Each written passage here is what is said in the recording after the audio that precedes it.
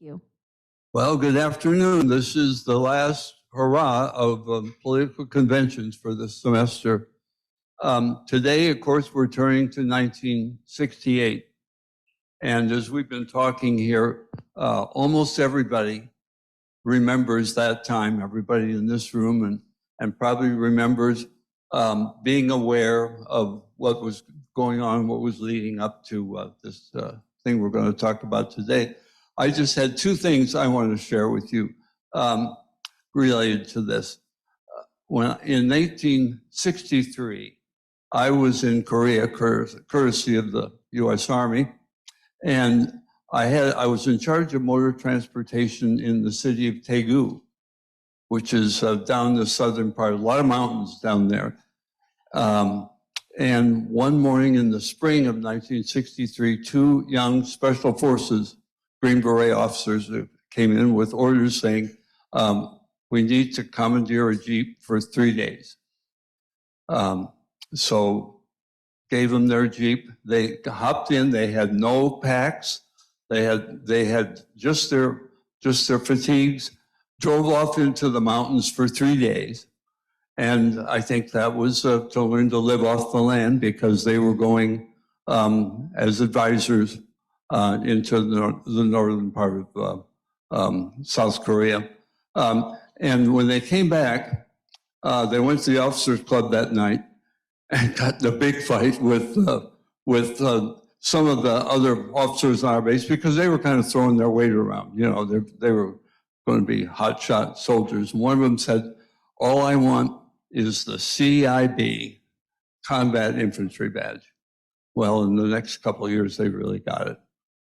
The other story is in 1968, I was back in school, in grad school at Columbia, working on an MBA. And our spring graduation that summer was, or that early spring, at Columbia, was moved from campus to the Cathedral of St. John the Divine, because protesters had taken over the whole campus. So that was just one of the things. I'll bet any one of you can have a story similar to this in about those times. So now, without further ado, and thanks for your indulgence, I'm going to turn to our wonderful historical guide, Donna Waller, who will lead us through those times. Donna.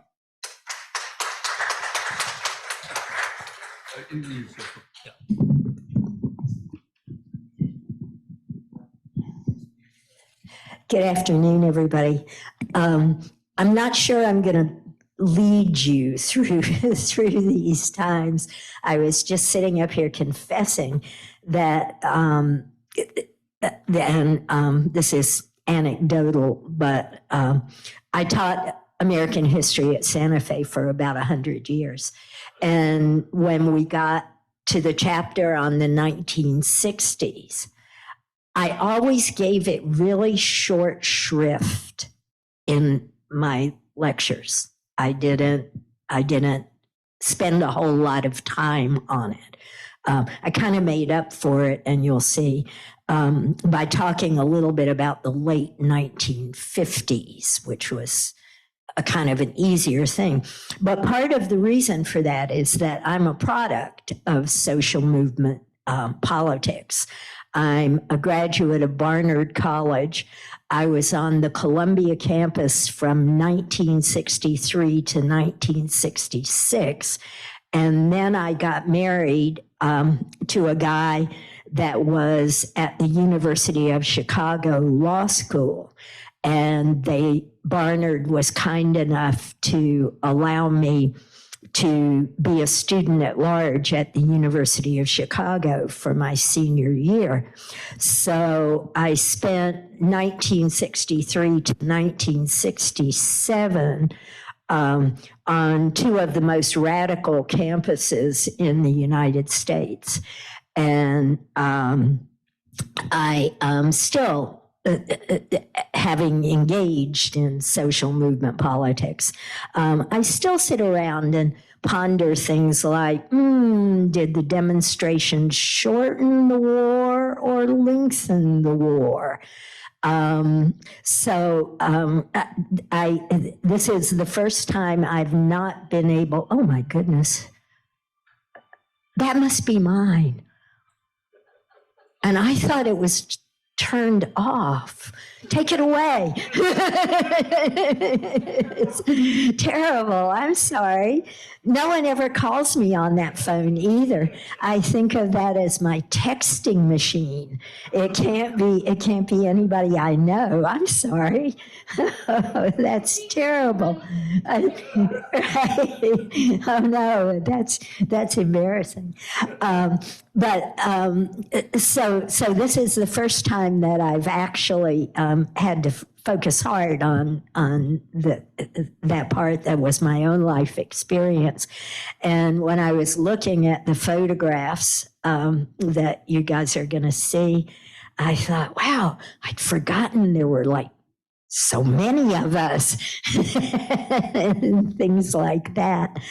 But this was really challenging this week, I have to tell you. And Ron noticed I have a bigger sheet of notes. And that's because here's how the notes started about 5 days ago, right after I came out of this class. I took out a sheet of paper and I wrote, what changed between the 1952 and the 1968 convention? Take a guess at what the next word on my notes is. Everything. Okay, everything. And I already mentioned to you that I love doing this because it makes me think. And I just want to throw this out there. I made a bunch of my friends kind of angry the other night by not being sufficiently irritated by the UF dorms that aren't dorms that are going up all along University Avenue. You know, I have friends who've lived in Gainesville a long time, and they wring their hands and go, oh, look at this. This is awful. This is horrible. You know, where's the Gainesville I knew? And because of you folks, I listened to it for about 3 minutes, and I said, you know, between 1952 and 1968, a 16-year period, everything about America's society and culture changed. Okay. Everything. And that, notice I left the economy out, though. that chugs on. But I said to them, don't bother me with these apartment buildings. Do you expect to live for 16 years? You know, don't bother worrying about that, because 16 years from now, who knows what it's going to be like. And that's really the case. That was one of the times when American culture fundamentally changed. And so the second I started thinking about all this stuff, I thought, okay, what made that happen? What made that happen? What's the answer? Television. Okay. Television. I don't like to appear to be a technological determinist, but when you think about a lot of the social and political and cultural changes that took place in the late 50s and early 60s, one of my deep suspicions is that the reason that pace of change was so rapid was that everybody could see everything for the first time. And I mentioned to you that the fact that the 52 convention was the first televised one caused people to go, ooh, maybe we should have primaries and not necessarily choose our candidates at the conventions. And so when I talk about these kinds of changes, I want you to know that I think that the thing that drove them, and it's one of the two things that drove globalization too, was the capacity of people just to see all this stuff for the first time. I don't know about you guys, but I'm 78 years old. And for the first 10 years of my life, when I saw news on TV, it was when I went to the movies with my grandmother on a Sunday and saw the newsreel that opened up every movie of my childhood. And the key thing is that in 1952, by 1952, about 50% of American households had television sets. Okay. By 1968, 98% of them had TVs. And so that created a kind of a level of exposure to other people's lives that simply hadn't happened before. And I'm dropping this on you folks because I like people to think about things for a long time.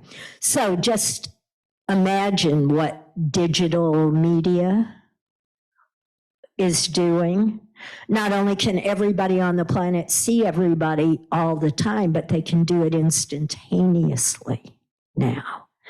And you can just have fun in your head thinking about what changes that might propel in a lot of different ways. But I want to pick up with what has been my kind of overarching theme about the dominant political parties and the non-dominant political parties, or as Carl Ladd called them, the sun and the moon. And ironically, Eisenhower's attempt to sort of modernize the Republican Party actually assured Democratic domination for another 20 years, roughly. Because what Eisenhower did was, in a way, to legitimize the New Deal. The right wing of the Republican Party absolutely wanted the Eisenhower administration to get rid of all that nasty socialist stuff. And Eisenhower and the wing of the party that had elected him were dead set against that. For one thing, Eisenhower understood perfectly that government spending, whether it was on social programs before the Second World War or on spending for fighting the war, was what had brought the United States out of the Depression. And that is simply a fact. And Eisenhower understood what the impact to the economy would be if all that social spending were withdrawn. We all have these moments when you know you're old, and one of them just flipped into my mind, so I'll share it. One day I was lecturing at Santa Fe, and I was talking along merrily about the New Deal, and I said the words, and Franklin Roosevelt used federal dollars to prime the economic pump. And I looked out over my class and realized that not one of my students had any idea of what I had just said.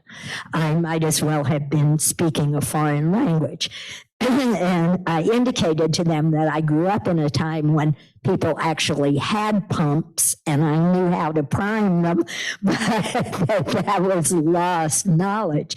But Eisenhower grasped how important that was. And so the Eisenhower administration refused the desires of the sort of right wing of the Republican Party to do away with Social Security and the minimum wage and a number of things that had come in with the New Deal. And he didn't put the same emphasis on social spending that the Roosevelt and Truman administrations had. But I thought about this the other day. Joe Biden could be Dwight Eisenhower because that's how the interstates were built. Eisenhower did a lot of government spending, but much of it was on infrastructure, and the crown jewel of it was, in fact, the interstate highway system, which was theoretically a national defense project, but it kept the economy from simply going into a tailspin at the end of the war. So Eisenhower, in a way, kind of fed into what had been the Democratic Party's way of doing business during that administration. And the other way that he sort of veered away from the old Republican agenda and played into the hands of the Democrats, at least temporarily, was in terms of globalization and America's presence in the international arena. So in a way, Eisenhower's, he called it modern republicanism, was sort of like what we would think of as mainstream Democrats today in a lot of different ways. And as you know, a part of the story that I don't get to talk about here at all is where that part of the Republican Party has gone since 52. That is another matter. But all of the themes that people associate with the 1960s are actually changes that began in the 1950s in the Eisenhower administration. And specifically, three of them that go on to shape pretty much everything right down to today were the civil rights movement. Brown versus the Board of Education was decided by the U.S. Supreme Court in 1954. And Dwight Eisenhower was the first president who actually tried to integrate a high school in the South, Little Rock High School, after which he threw up his hands and essentially said, wow, too heavy for me. I'll leave this for the next group. But all of what we think of as the civil rights movement was already in play by the end of the Eisenhower administration. And so were all the cultural changes. I laughingly put them under the heading in my classes at Santa Fe as drugs, sex, and rock and roll. And I remind people that Elvis Presley was a character out of the 1950s, not out of the 1960s.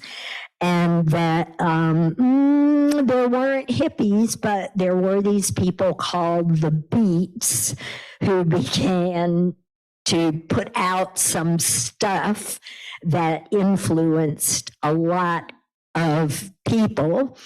And those cultural changes are all in play by the end of the Eisenhower administration, actually by the middle of the Eisenhower administration. And last but not least, the thing that Ron mentioned. So I was one of those anti-war activists. And when the Pentagon Papers were released, and I actually discovered how long we had been mucking around in Vietnam, even I was shocked. And again, 1954, what a year. Brown versus the Board of Education, and the French lose at the Battle of Dien Bien Phu. And there are already Americans helping the French at that point in time. And when the French go out in 1954, America moves into that power vacuum. Okay. Okay, so this is my students and you guys. I wrote down something here about how the Eisenhower administration marks, think about these words, decolonization and the emergence of our interest in the third world. Okay, so you know that young people don't know history, right? People have told you that they don't know history. Okay. When I was teaching them, they didn't understand about imperialism. Okay.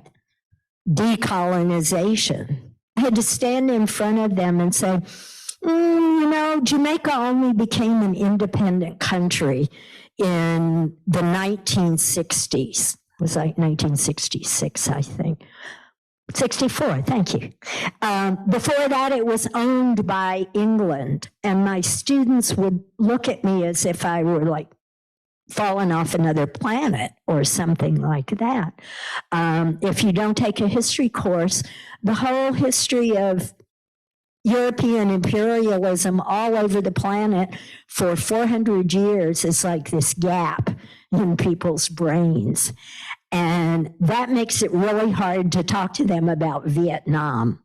You know, I wish more schools would simply implement some specialty courses to talk about Vietnam, because Vietnam is like a case study for the breakdown of imperialism and what occurred at it. But students don't know imperialism today. That's not a word anyone uses. So all of these things are going on, though, in the 1950s and early 1960s. And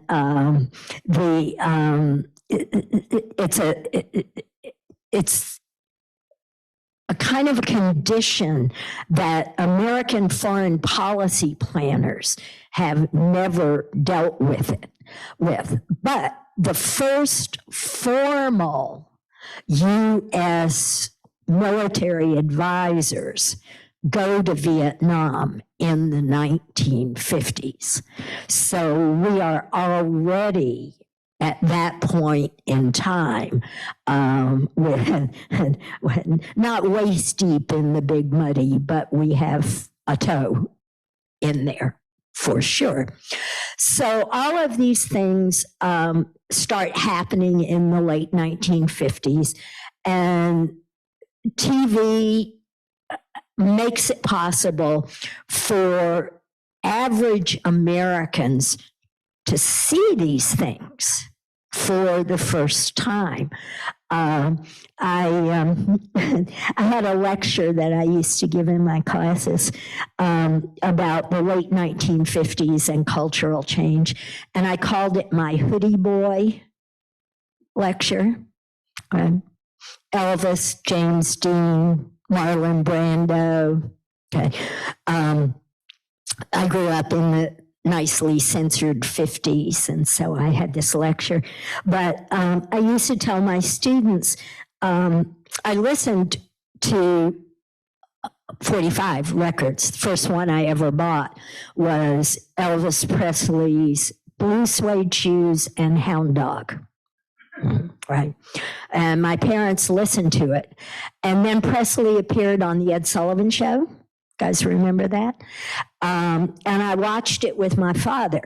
And he had listened to the music. He had grown up in the South. He was a country music guy.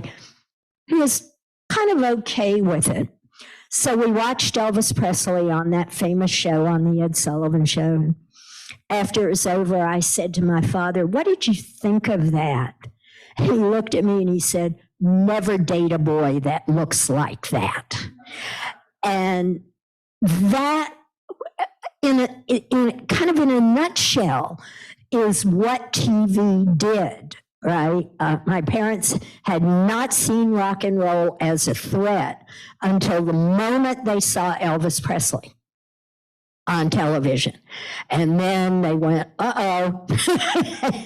And by the way, I took enormous delight from that moment forward in picking out the hoodiest boy in my class and going after him always, just to spite my father. TV, spread these changes in a way that had never happened before. And it was shocking. It was frightening to parents. If you want to, when I was in college and we sort of emerged as radicals in the eyes of the generation, a lot of our parents just went, "Ooh, something went wrong here." And the other day, I was reading about it, and I decided to watch Rebel Without a Cause again. Have any of you revisited that? Okay. The media showed that by the late 1950s, the generation gap was already there, and people were kind of losing control. Okay, so Eisenhower sort of didn't struggle against any of these kinds of changes. And he bought into some important political ones that made it possible for John Kennedy to become president. And that's another TV moment, okay? TV changed everything about politics. I've already told you that the conventions, after seeing what actually went on at the conventions, people began to say, "Oh, maybe the people should nominate. Maybe we should have primaries," stuff like that. The seminal moment with TV impact in politics in the American government textbooks is the first televised presidential debate in 1960. And I remember that too. And yes, Richard Nixon did look sinister. He refused to allow them to use makeup on him. And he had a 5 o'clock shadow, and he was ill, and he didn't look well. And there was Kennedy after all. But here's the key fact that to me is unbelievably telling. People who listened to that debate on the radio thought Nixon had won it, and people who watched it on television thought Kennedy had won it. And when I think about great presidents in the past, I said to somebody a couple of weeks ago, after 1960, Teddy Roosevelt never could have been elected president.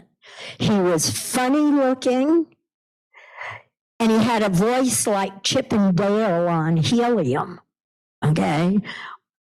If he had gone out over mass media, people would have gone, oh no, we're not electing him. And the fact that all these things were televised really changed what I think of as the attractiveness quotient for candidates. It put an emphasis on different kinds of things, and that's why in a lot of the textbooks, discussions of Kennedy use this phrase, the Kennedy style. Okay, everybody could see it. But if Eisenhower was like your grandfather as president, for me, John Kennedy was sort of like my older cousin. Right? It's like very, very good. And of course, the fact that the Kennedy administration sort of set some idealistic standards for my generation is a thing that, Kennedy is not considered a great president for a variety of reasons. For one thing, he only served 3 years of his term, and he had a lot of good ideas, but many of them were not implemented. But I tell people, historians don't have any way of measuring how Kennedy energized young people and drew them into politics. I came from a family that did politics anyway, but the first presidential candidate I ever campaigned for was John Kennedy in my little southern town, and I was 15 years old. And that was Kennedy and television right there. There's no question about him. So Kennedy got elected, and the civil rights movement continued apace, and America was full of social turmoil already. And then 1968 rolled around. And the year of the convention was simply shock after shock after shock. For one thing, it was an important turning point in the public attitude toward Vietnam. And I think we have a slide maybe for that. Yeah. Vietnam had the bad luck or the good luck, depending on how you see things, to be our first televised war. And it had the same sort of, the televising of the war had the same sort of impact that I'm describing in other social realms. It's the first time anybody could see it. And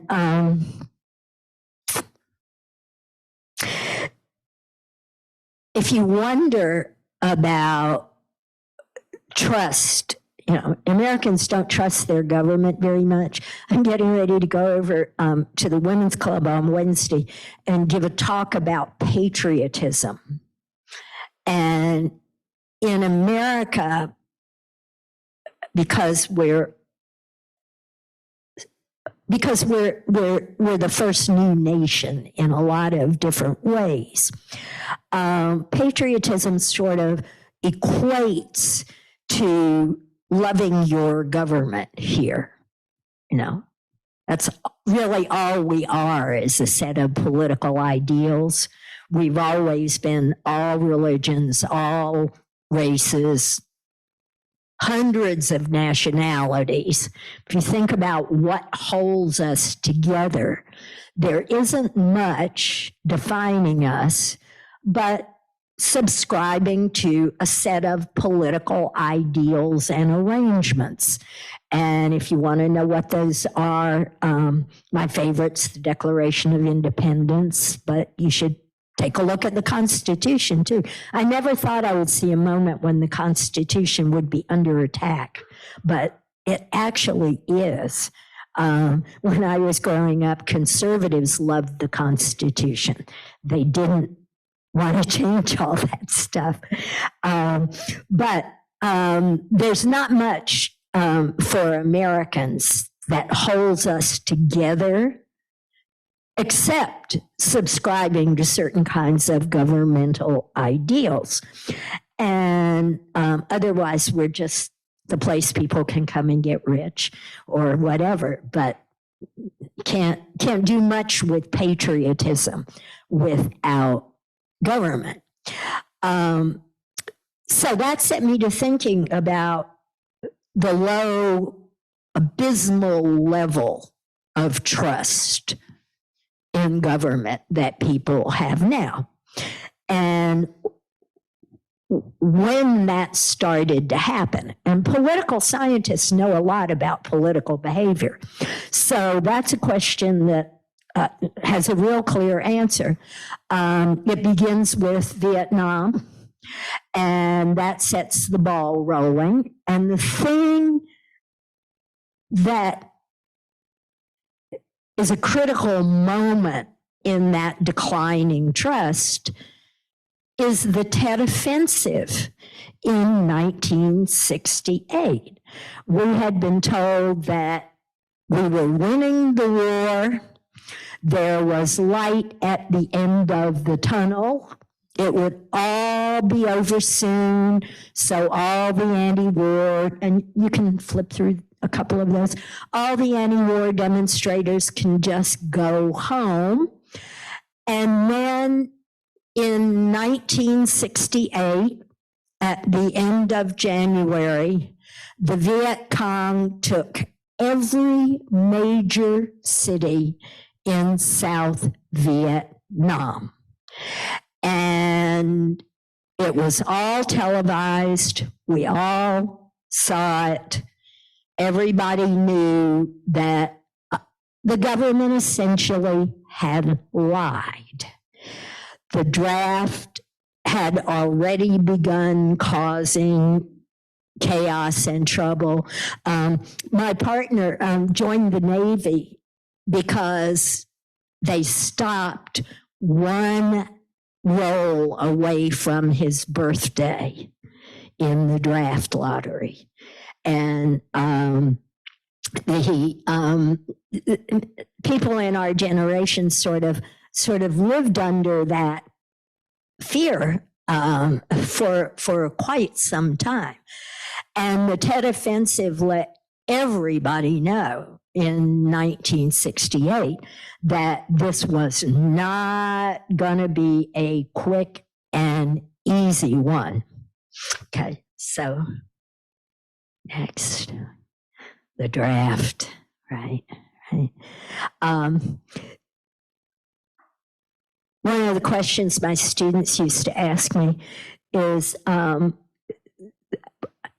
it happened that young people suddenly rose up and began doing this. And there's a historic answer. The leadership of the anti-war movement is very coincidental with the leadership of the civil rights movement, at least with its white component. There were these movements fed into each other in a lot of different ways. But I tell people flat out, people had watched the war on television. They were divided about the war effort. Ho Chi Minh was not Hitler. And the draft simply energized people on college campuses politically. The war is the key to the story of the 68 convention. But you want to recognize that by 68, hold that one. By 68, college campuses are being shut down, protests, huge demonstrations in the street. In 67, there had been an anti-war demonstration in Washington that was the single biggest public demonstration that had ever occurred. But you also want to remember there's a backdrop of other kinds of violence too. And 1968 also marks the death of Dr. King and a shift in the way the civil rights movement is going to play out after that. It's a big year. The Democratic Party was absolutely driven into by the Vietnam War. I used to teach a course on the presidency, and you guys know I loved that one dearly. And I would tell people there was no president that conflicted me more than Lyndon Johnson. Okay. If we ever do a class here on reform movements, you'll hear me say that the Great Society is the baseline for everything that is talked about now in reform. And it actually was successful. It didn't eliminate poverty in this country, but it dropped it by a bunch of percentage points.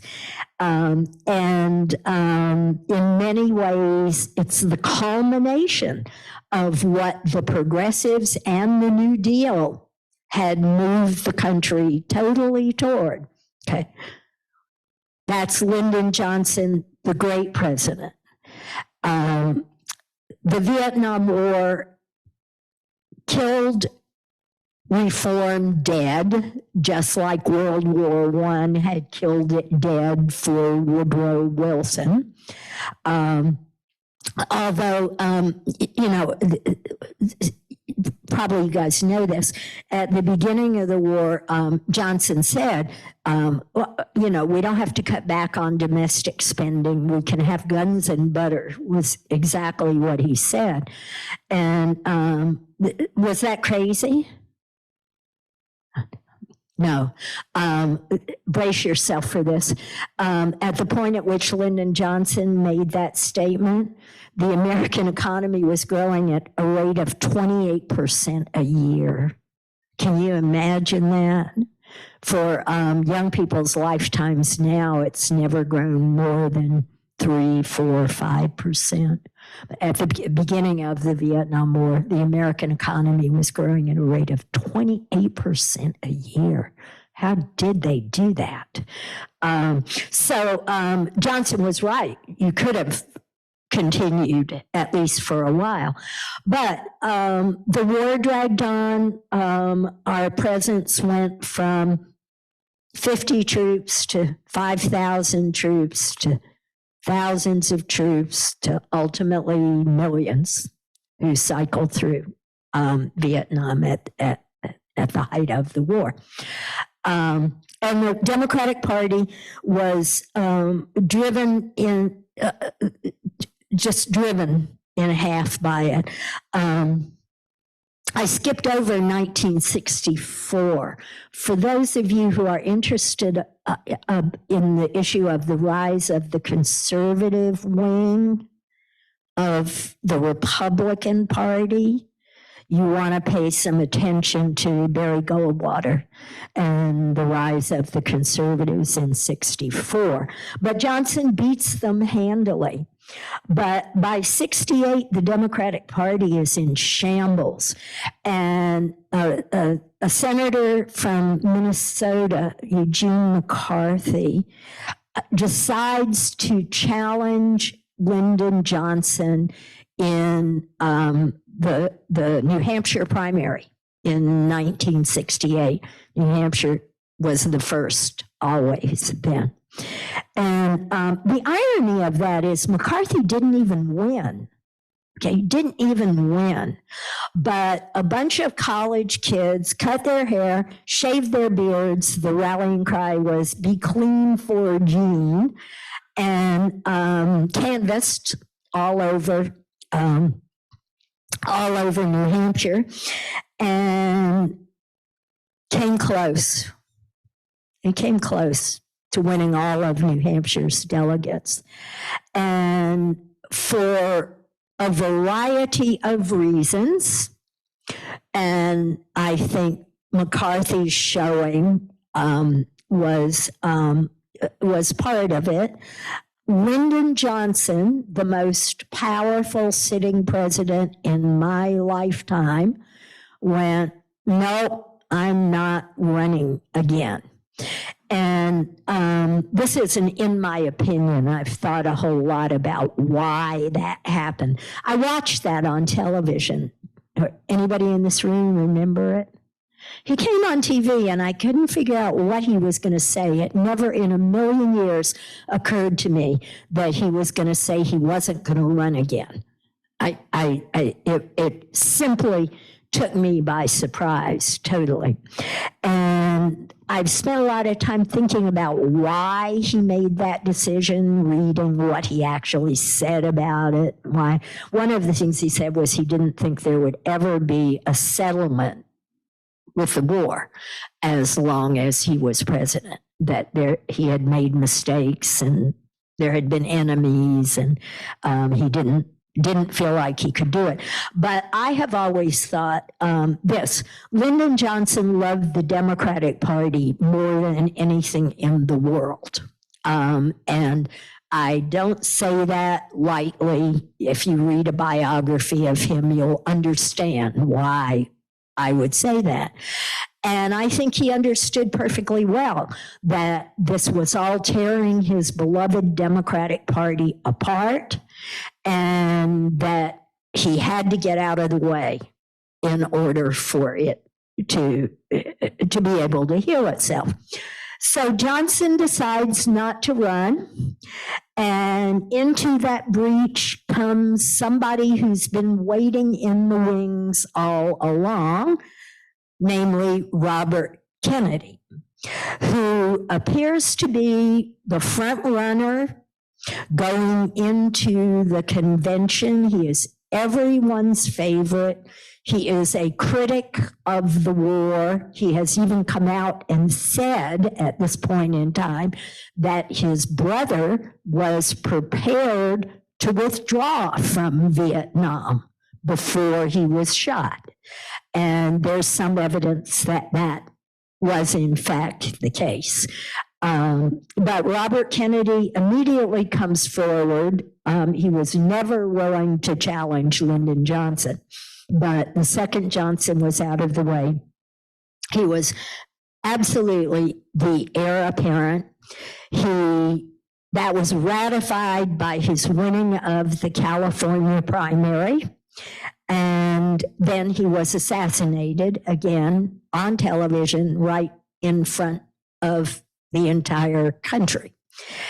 And that set the backdrop for the Democratic Convention in the fall of 1968.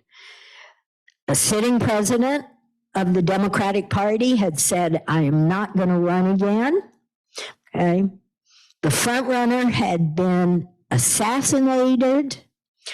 The war was still going on, and everyone showed up in Chicago. Okay. There were a number of possibilities in terms of candidates, and you'll see them at the end, and I'll talk to you a little bit about what goes on afterwards. Once again, TV plays an enormous role in what goes on here. The decision is made in Chicago. Would you go back to Ron's little map there?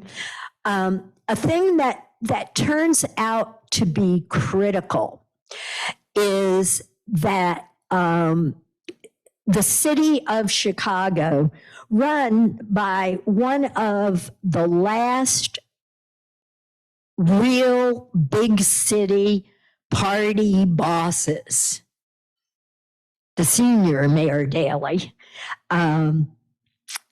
decides that for everybody's well-being, that the demonstrators should not be allowed near the convention hall, if possible.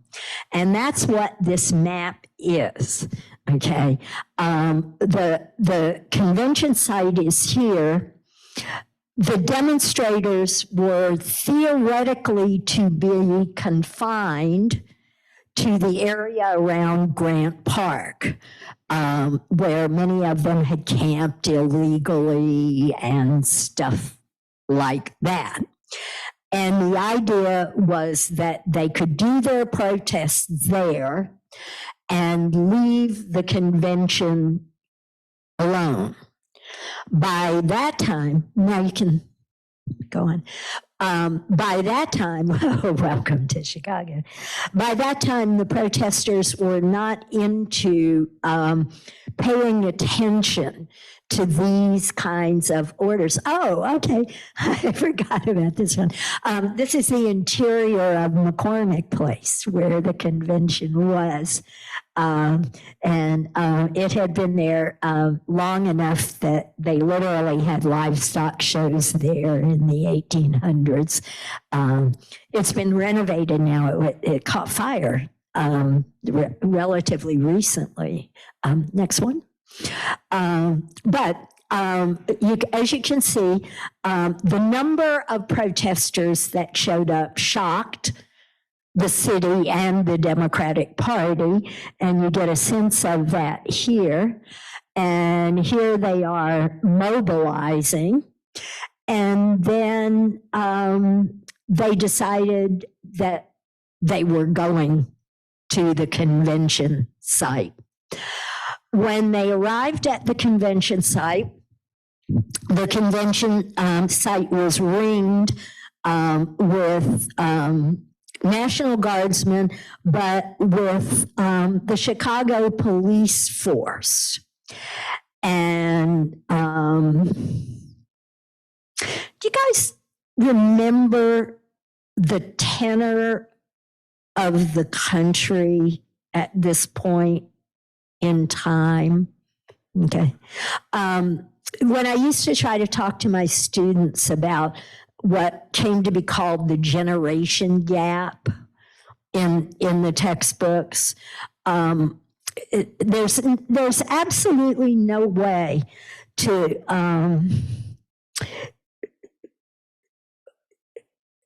just sort of bring back the anger, the rancor on both sides. But what occurred was the Chicago police covered their badges so nobody could get their badge numbers, and decided to roll the protesters back, okay, to Grant Park. Notice the way it's played in Chicago. Radicals do it. And an irony of this is that history has largely laid the blame for this on Mayor Daley and the Chicago Police Department. But at the time, none of them were arrested, and the only people who were the leaders of the anti-war movement. Some of you have surely seen the trial of the Chicago Eight. And ultimately, their convictions were overturned. But history has concluded that what actually occurred here was what Senator Abraham Ribicoff from the podium of the convention called a police riot. And that was the thing I saw when I got off that plane from Italy that we were talking about. Was there it was on television, and I thought, what could be going on here? And it was the Chicago police beating up, as it turned out, people I knew. And some of my friends ended up in jail. And if you read about it, the Chicago police really thought the demonstrators were communist radicals and deserved to be beaten up. And that was that. And there were interviews with them. So there was all this violence in the streets outside the convention. Next slide. And that spilled over onto the convention floor. When Ron asked me to do 1968, you'll have to excuse my language, but the first thing I said to him is something I remember from this, which was moments after this photograph was taken. Okay. Senator Ribicoff of Connecticut was presiding over the convention, and moments after this photograph was taken, he said to Mayor Daley, "Your police are beating up our children out in the streets." And Mayor Daley said, "Fuck you." And the second that Ron Byrne asked me to do 68, I said, wow, the first time I ever saw the F word on television, okay? Because they blipped it, of course, immediately, but you could tell exactly what was going on. So delegations within the convention started physically fighting. They had to be separated. All of the violence in the streets simply filtered right back into the convention. And Daley was, as you can see, unapologetic and unrestrained by any of it. Next. Look at this. Notice, though, the difference in personnel between the convention in 68 and the convention in 52. Okay, in the Democratic convention here, but this is the last vehement convention, I think, on television. Next. Okay. Dan Rather, a very young Dan Rather, down on the floor of the convention. That was, that's a big change. You know, reporters just used to wander around. They're not allowed to do that as much in the conventions now. Next. Oh, somebody else, Paul Newman, right? Yeah. And there he is, reporting on all of it. You know, when I think about the issue of trust, you know, not just trust in government, but trust in the media. You know, if Walter Cronkite said it, it was true. And think about fake news now, I mean, as an issue. Go right ahead. Just flip on through these. Okay. So ultimately, these are the contenders. Okay. This is Eugene McCarthy, who had gone to New Hampshire. In the middle, Hubert Humphrey. I'll get back to him in a second. And next to him, any of you guys know that guy? That's the next presidential nominee for the Democrats, George McGovern. What this is a meeting of the mainstream Democratic frontrunner with the anti-war movements to contenders. It actually, in terms of the nomination, ends up being kind of boring because after all of the chaos, Hubert Humphrey is nominated. Next one. Walter Mondale, who goes on, who's just sort of up and coming at the 68 convention, and of course goes on to be a presidential nominee as well. Okay, look how young he is in that picture. We're all so young. And there's Hubert Humphrey. He's nominated on one ballot, for all the chaos in the streets, all the chaos inside the convention. When push comes to shove, one ballot, and it's Hubert Humphrey. And there you go. See, this headline is a little different. Cops and hippies war in the streets. Okay. Hippies don't usually war, but radicals. That would have been a better sign. Okay, next one.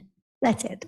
Okay, so he's nominated, and then, and I'm not supposed to do more than one convention, but you want to recognize that Richard Nixon, who has lost to John Kennedy in 1960, lost the governorship of California, and been pushed out of the way in 1964 by Barry Goldwater, ends up as the Republican nominee. How does that happen? He was the only mainstream Republican who supported Goldwater a lot.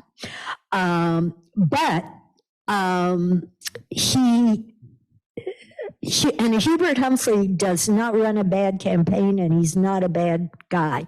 He had been, his worst sin was he was Lyndon Johnson's nominee. But Richard Nixon won with 43% of the popular vote. Okay.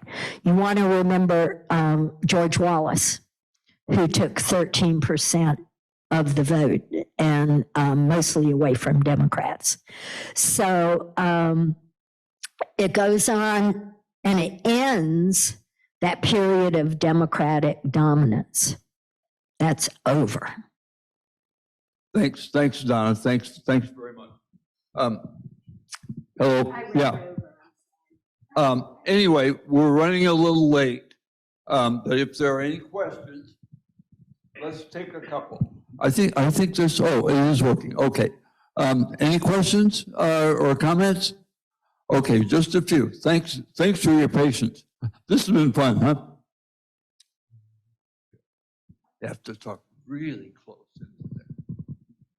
You mentioned during your lecture that young people don't know history, and now they're especially trying to erase history that wasn't even there. How do you feel about the effect of this on our nation? Okay, so I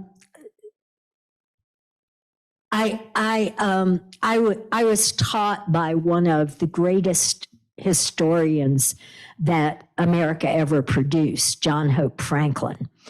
And when I encountered him in my senior year in college, he was teaching a class in Southern history. And I'm a Southerner, and I said to myself, how's a Black man going to teach Southern history? And the answer was he taught it just like every other historian ever did.